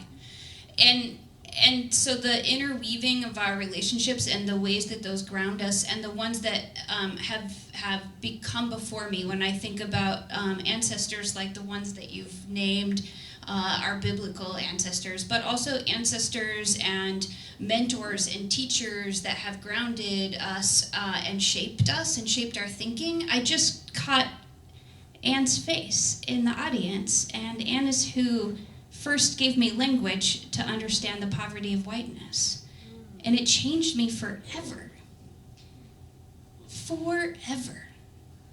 And that is so deeply sacred in its gift and in its way of nourishing curiosity in me, and the opportunity to think that it could be something else. There could be something else, and I don't have that without that relationship. Sometimes it's a passing moment, but it's the piece that I think helps me to remember that we're this interweb of connection that cannot actually be destroyed, right? That actually can only continue to grow and resist and exist because of that deep connection. So I wanna give you one more question, because then I wanna invite each of you to leave us with to give us a call to action, right? So I want to give 5 minutes at the end to do that. But I have one more question to offer here, and so I'm just you all wrote great questions, by the way. So I wanna bring this question of, and I wanna think about this question in three ways, right? Let's just combine three questions. I can do this, right? Here we go. So I want you to be. I want the frame to be intergenerational and intersectional. So I want you to think about the question I'm going to ask through the lens of intergenerational, intersectional work. Okay? So the question is, how do we include marginalized, oppressed communities in a conversation when they don't feel, when we don't create spaces that are safe for them to be in? So what I hear is, what does it mean to create, how do we create a space? So I want to shift the question and say, how do we create a space with a kind of intersectional, intergenerational frame where the most impacted are actually the ones holding the table? So here's our round robin. I'm going to give you all get about 2 minutes, because I want you to give your call to action at the end. What are you 2 minutes on that? You actually don't have to create a space, so spaces exist. Like that's the thing. There are organizations that are actually happening all the time, all around you. You can just Google social justice organizations, Black-led, and just go to a meeting. Go to a thing. Like white people think like we have to create new space. No, you don't have to create anything. Like actually show up in organizing.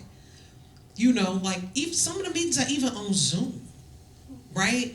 And we actually don't make progress by perpetually talking about racism, right? Like some people just go to these things. You've come to this now. You are free to go out in the world and do the work, right? And so there's some of this actually does not have to be rocket science. Make sure that everybody got health care.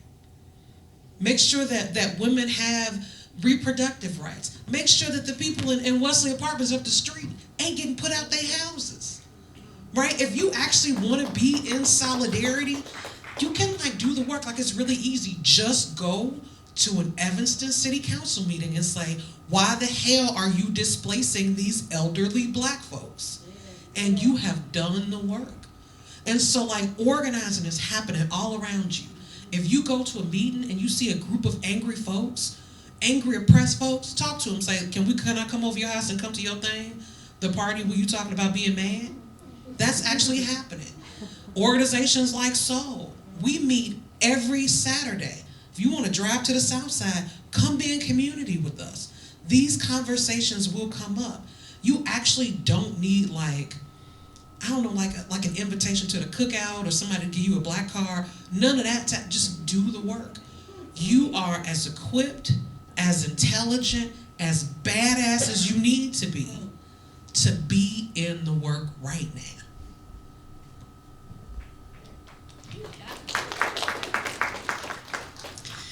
Intergenerational, intersectional. I echo what you're saying. It's not, I think the first question is what is mine to create and what is mine to join or follow. I think a piece that does come to mind is how can we begin to ask ourselves, when we find that we have the power to convene something, it means that we have resources.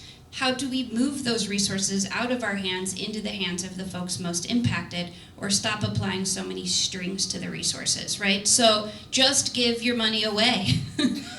Don't put it on like a 3-year cycle that has to show your predetermined like perspective on what's going to be successful. Just give your money to soul. Like, if that's the thing that you have power to do, right? Because I think that it's yes and, because we do sometimes in the space that we now rent on the ground floor of 5150 in Jefferson Park, we say we have some convening power here. But then who's holding the mic? Who are we inviting? Who are we centering? Whose stories are we telling instead of just passing the mic, right? And so I think that it's around, if you have power to convene or to create or to collect, to go back to the question of who am I doing this with, and when is it just an opportunity to give away resources to the people who already know what to do with them and where to apply them most effectively. First, I just want to just plus one and thank you for bringing in the point around let's keep it intergenerational. Much of the movement work that I've seen and much of the social change work, most of my work is in the operational side of organizations. I work with companies and nonprofits around the way they design their organizations. And so when I think about spaces where we're creating social change, I'm always naturally not necessarily thinking about the nonprofit space or the community space. I'm thinking about the workplace. And how a lot of the opportunity for change is actually happening or not happening there, where we all agree to go and transact and trade dollars for hours. And it's rarely ever a conversation around intergenerational. So I just want to thank you for that. Plus one to what you said, like those spaces are already there, y'all. This past weekend on Sunday, I was at a place called Healthyhood. It's in the Pilsen neighborhood. Reverend Tanya Lozano runs that church, and it is quite possibly the most intersectional, intergenerational place that I've ever been to. Non-denominational, multi-faith. You'll see, 5-year-olds, 8-year-olds, 12-year-olds, 15-year-olds. You'll see 60-year-olds, 70-year-olds. We were at there was a memorial because her father passed this weekend, and we had it at the church, and there was an overflow room downstairs, and it was very clear that the young people voluntarily gave up their seats and were like, elders up front, elders upstairs. Like, they get the priority seats and the prime seats. It wasn't like jockeying for space, or you're suppressing me because you're not listening to young people, or elder folks are saying you're not listening to me because I'm old. Like, I think that in our quest for change in our time, we forgot about how to leverage the people who have existed across time. And in our desire to have the pain of our moment acknowledged, and the way we see the world as it is today, we're rejecting the wisdom of a person who has seen how the world has become that. And that's slowing us down. KRS-One talks about how if young people don't listen to elders, they move slower around young people. And if elders don't listen to young people, they move slower around elders. We need each other. And we don't have each other right now. And we don't have the frameworks or even the language, I think, to invite, care, and engage one another in the differences that we have at different points in our lives. And so I say that while also saying, if you want to come into those types of spaces like Healthyhood, come in curious. Come in with questions. The question was talking about, like, how do we ensure that minoritized and marginalized persons are able to be safe? Know if you're coming in as a visitor. Until you are a part of the community, you're a visitor. And you become a part of the community because you're already demonstrating that safety. And until you know how to do that, be curious about what it takes to demonstrate that. Don't come in thinking that you're about to direct and change and tell people what to do, how to do, when to do, and don't think that if you're bringing in some resources that buys you the ability to get the label of I'm one of y'all. Right? Take your time, slow up. It took Christ 30 years to grow in wisdom and stature for a reason, because even though the word became flesh, you need 30 years for us to say you us. Like, that's the way humans are. Like, this is the reality. And so I offer you up curiosity and humility as the antidote to fear. Okay, take a deep breath. So this I am gonna hold you because we gotta get a goodbye. So your last word is, what is one call to action that you wanna leave people with? Show up for the people in Wesley Apartments here in Evanston, right? Who knows about what's happening there? So I want to shout out, Darlene, can you raise your hand? If you actually want to be in deep solidarity, please connect with Darlene, my good friend, might be my cousin, I don't know. Because there are senior citizens, Black senior citizens, who are getting put out of their homes. Now, I got a sneaking suspicion that if these were white people, the news would be out here. And we have to ask ourselves why that is. We don't deserve to have an intergenerational conversation if we don't fight like hell for all senior citizens, especially Black ones. So please connect with Darlene, and let's, I'm sorry, turn up in Evanston to protect our neighbors and community members. Can I have a commitment from folks that they will show up to protect those seniors here in Evanston? It should be like super loud.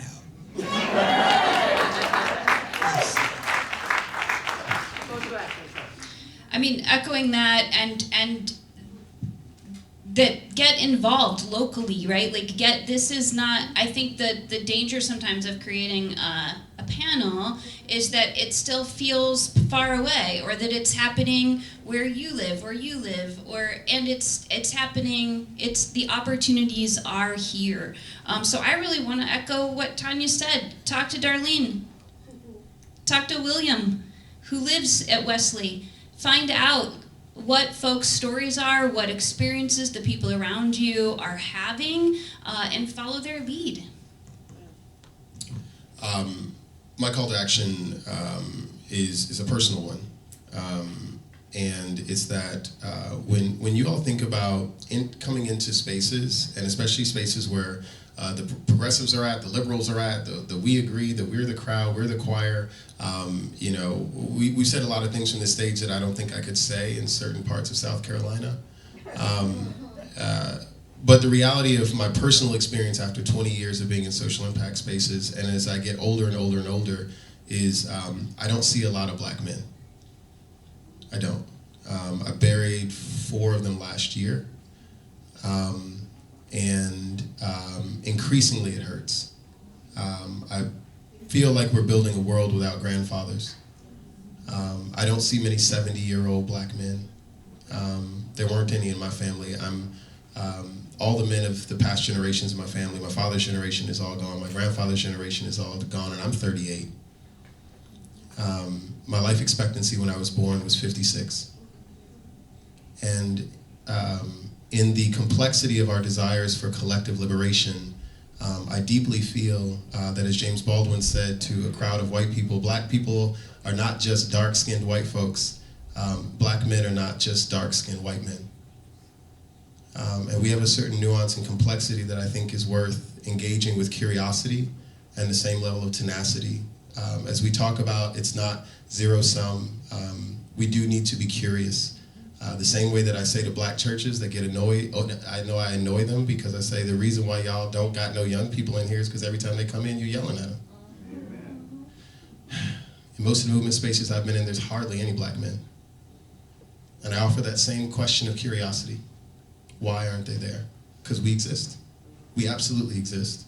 we are not there. We're not in there. And as somebody's been holding down this space in the nonprofit sector, you know, it's 76% women. And I know that part of that is because women keep doing the hard work of taking care of this world where men won't show up. I look at the asterisks on that, and I wonder that where and how systemic injustices that have not been considered perhaps aren't creating the space for men of color. And I ask that you all proceed in your lives. When you go into rooms, consider going in like I do and just start counting the heads. I'm not going to ask the brothers to raise their hands, but there's not more than 5. And that's not just because I think we're at the YWCA. That's just a consistent thing across the last 10 years of my life. And the older I get, the more that it's not just that they're not in the room, they're not even on the earth. So my call to action is to be curious about men of color and to consider whether they're even there and whether you've said we're here at all in the last month or 2 of your times engaging with people.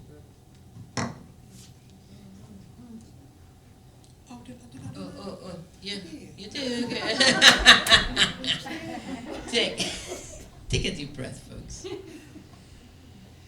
As our executive director comes up to bid us good night, join me in giving this panel a gratitude.